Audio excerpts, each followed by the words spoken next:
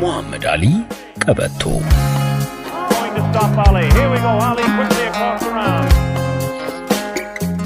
መንጋጭን ላይ የማውለቅ ተሰጥሮ እንዳለው የተረዳው ጭቃ በማውኪያው ዕድሜ ነበር። ሉዊስቪል ሊፕ ሙሐመድ አሊ በሶ እየጨበጠ ካልሆነ ጎፈሬ እያበጠረ ከአለት ጋር ገጥሞ ማን ቀበቶ አሰረ።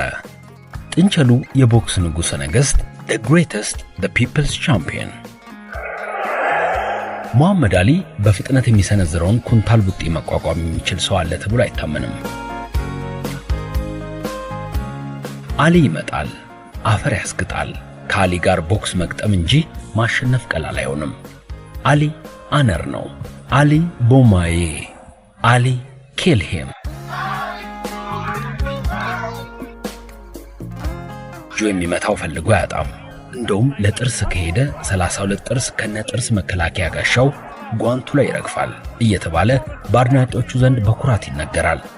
የተመልካቹን ልብ ከፍ ዝቅ በማድረግ ወደር የማይገኝለት የሙሐመድ አሊ የቡጢ ፍልሚያ ትርኢት አስገራሚ ነገር አያጣውም። ባህር ካፖርት ራሱን ሸፍኖ የገባ ቡጢኛ ቃሬዛ ላይ ሸለብ አድርጎት ሲወጣ ጊዜ አይፈጅበትም። ምክንያቱም የአሊ ቀኝ እጅ ቡጢ ፋንተም ፐንች ዓለምን ያስረሳል።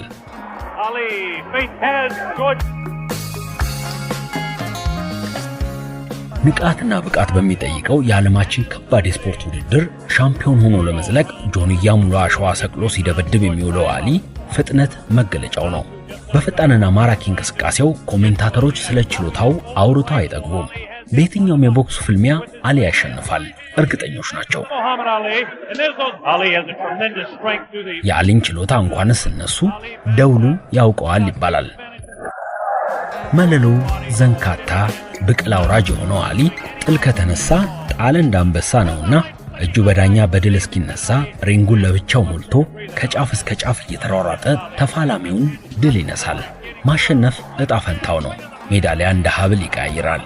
ሙሐመድ አሊ በፕሮፌሽናል የቦክስ ሕይወቱ 61 ግጥሚያዎችን ያደረገ ሲሆን 56ቱን ክንዱን በሚያሳይ ድንቅ ብቃት አሸንፏል። የሚገርመው 37ቱን በዝረራ ነበር መርታት የቻለው። 3 ጊዜ የዓለም ከባድ ሚዛን የቦክስ ውድድር አሸናፊ በመሆን ትልቅ ታሪክ የጻፈው the greatest አሊ ለአውሮፓውያን አቆጣጠር በ1959 የወርቅ ጓንት ሻምፒዮን ጨምሮ በርካታ ሽልማቶችን ሰብስቧል።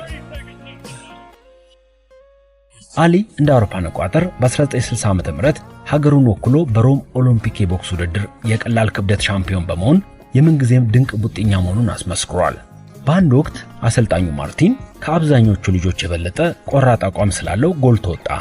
እሱ እስካሁን ካሰለጠንኳቸው ልጆች በጣም ታታሪ ስፖርተኛ ነበር ብለዋል። እንደ ቢራቢሮ እየበረረ እንደ ንብ የሚናደፈው ብልህ ከሆንክ እንደ እኔ ሩጥ።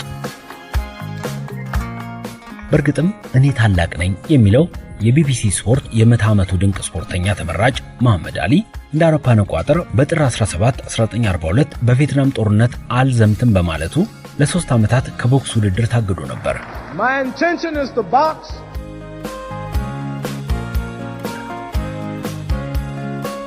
አሊ ቦክሰኛ ብቻ ሳይሆን ጠንካራ የነጻነት ተሟጋችም ጭምር ነው። ለሲቪል መብቶች ባደረገው ግልጽ ድጋፍ በዓለም ዙሪያ በሚሊዮኖች የሚቆጠሩ ተከታዮችን አፍርቷል። በዚህም የቀድሞ የአሜሪካ ፕሬዝዳንት ባራክ ኦባማ በቦክስ ስፖርት ውድድሮች ባስመዘገበው አስደናቂ ድሎች ባሻገር በአፍሪካ አሜሪካውያን የሰብአዊ መብት ትግል ዙሪያ ባደረገው ሰፊ ንቅናቄ ከደቡብ አፍሪካዊ የነጻነት ታጋይ ኔልሰን ማንዴላና ከአሜሪካዊ ማርቲን ሉተር ኪንግ ጁኒየርስ ጋር አነጻጽረው አሞካሽተውታል።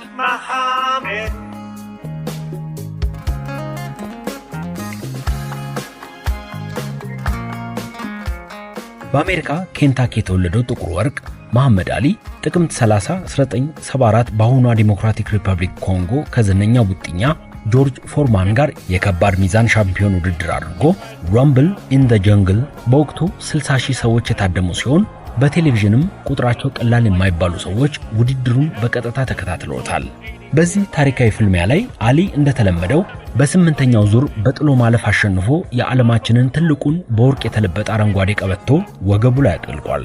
ታዲያ ይሄ WBC የከባድ ሚዛን ሻምፒዮን ቀበቶ አሊን ተሰናብቶ በ6.18 ሚሊዮን ዶላር በመሸጥ የገዢ ሆኗል ሲል CNN አስነብቦ ነበር። ራምብል ኢን ዘ ጀንግል የአሊ የቦክስ ዘመን ትልቁ ድል። የሙሐመድ አሊ ቀበቶ ምንጭ በግል ካሰባሰብናቸው ጽሑፎች ከሲኤንኤን እና ከዊኪፒዲያ የተወሰደ ለፕሮግራሙ ሲባል ማሻሻያ ተደርጎበታል። እንቅፋት ሬዲዮ ወዝ ወዝ አዲስ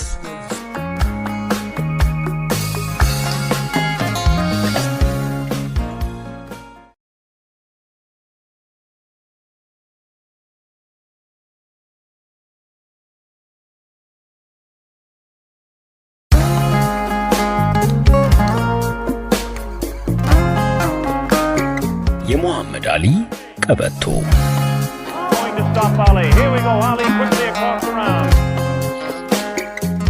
መንጋጭን ላይ የማውለቅ ተሰጥሮ እንዳለው የተረዳው ጭቃ በማውኪያው ዕድሜ ነበር። ሉዊስቪል ሊፕ ሙሐመድ አሊ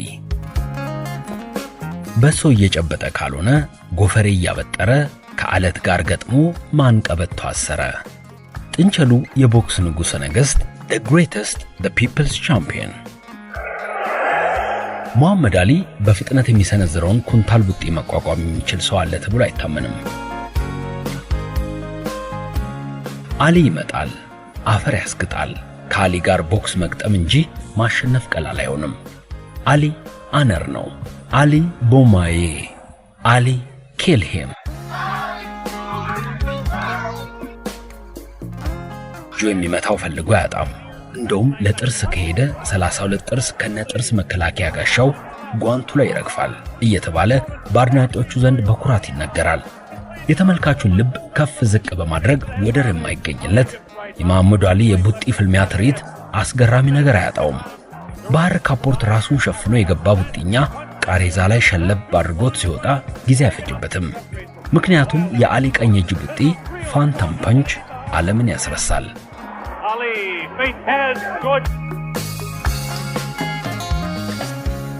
ንቃትና ብቃት በሚጠይቀው የዓለማችን ከባድ የስፖርት ውድድር ሻምፒዮን ሆኖ ለመዝለቅ ጆንያ ሙሉ አሸዋ ሰቅሎ ሲደበድብ የሚውለው አሊ ፍጥነት መገለጫው ነው።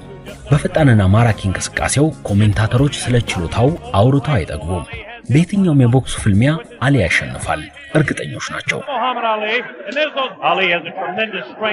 የአሊን ችሎታ እንኳንስ እነሱ ደውሉ ያውቀዋል ይባላል። መለሎ ዘንካታ ብቅል አውራጅ የሆነው አሊ ጥል ከተነሳ ጣለ እንዳንበሳ ነውና እጁ በዳኛ በድል እስኪነሳ ሪንጉን ለብቻው ሞልቶ ከጫፍ እስከ ጫፍ እየተሯሯጠ ተፋላሚውን ድል ይነሳል። ማሸነፍ ዕጣ ፈንታው ነው። ሜዳሊያ እንደ ሀብል ይቀያይራል።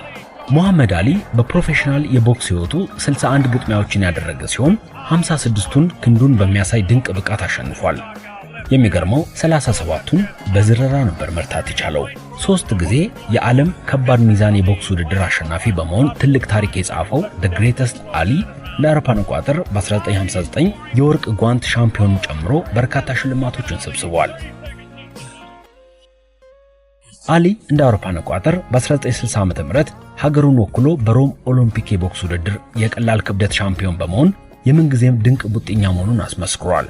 በአንድ ወቅት አሰልጣኙ ማርቲን ከአብዛኞቹ ልጆች የበለጠ ቆራጥ አቋም ስላለው ጎልቶ ወጣ። እሱ እስካሁን ካሰለጠንኳቸው ልጆች በጣም ታታሪ ስፖርተኛ ነበር ብለዋል። እንደ ቢራቢሮ እየበረረ እንደ ንብ የሚናደፈው ብልህ ከሆንክ እንደኔ ሩጥ። በእርግጥም እኔ ታላቅ ነኝ የሚለው የቢቢሲ ስፖርት የመቶ ዓመቱ ድንቅ ስፖርተኛ ተመራጭ ሙሐመድ አሊ እንደ አውሮፓውያን አቆጣጠር በጥር 17 1942 በቪየትናም ጦርነት አልዘምትም በማለቱ ለ3 ዓመታት ከቦክስ ውድድር ታግዶ ነበር። My intention is to box.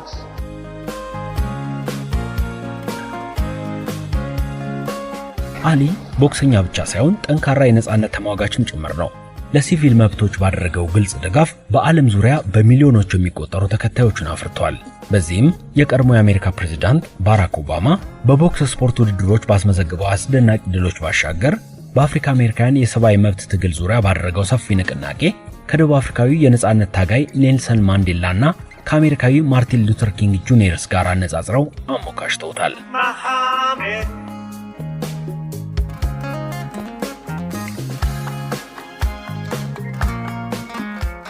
በአሜሪካ ኬንታኪ የተወለደው ጥቁር ወርቅ ሙሐመድ አሊ ጥቅምት 30 1974 በአሁኗ ዲሞክራቲክ ሪፐብሊክ ኮንጎ ከዝነኛው ቡጢኛ ጆርጅ ፎርማን ጋር የከባድ ሚዛን ሻምፒዮን ውድድር አድርጎ ራምብል ኢን ዘ ጀንግል በወቅቱ 60,000 ሰዎች የታደሙ ሲሆን በቴሌቪዥንም ቁጥራቸው ቀላል የማይባሉ ሰዎች ውድድሩን በቀጥታ ተከታትለውታል። በዚህ ታሪካዊ ፍልሚያ ላይ አሊ እንደተለመደው በ8ኛው ዙር በጥሎ ማለፍ አሸንፎ የዓለማችንን ትልቁን በወርቅ የተለበጠ አረንጓዴ ቀበቶ ወገቡ ላይ አጥልቋል። ታዲያ ይሄ WBC የከባድ ሚዛን ሻምፒዮን ቀበቶ አሊን ተሰናብቶ በ6.18 ሚሊዮን ዶላር በመሸጥ የገዢ ሆኗል ሲል CNN አስነብቦ ነበር። ራምብል ኢን ዘ ጀንግል የአሊ የቦክስ ዘመን ትልቁ ድል። የሙሐመድ አሊ ቀበቶ ምንጭ በግል ካሰባሰብናቸው ጽሑፎች ከCNN እና ከዊኪፒዲያ የተወሰደ፣ ለፕሮግራሙ ሲባል ማሻሻያ ተደርጎበታል። እንቅፋት ሬዲዮ ወዝ አዲስ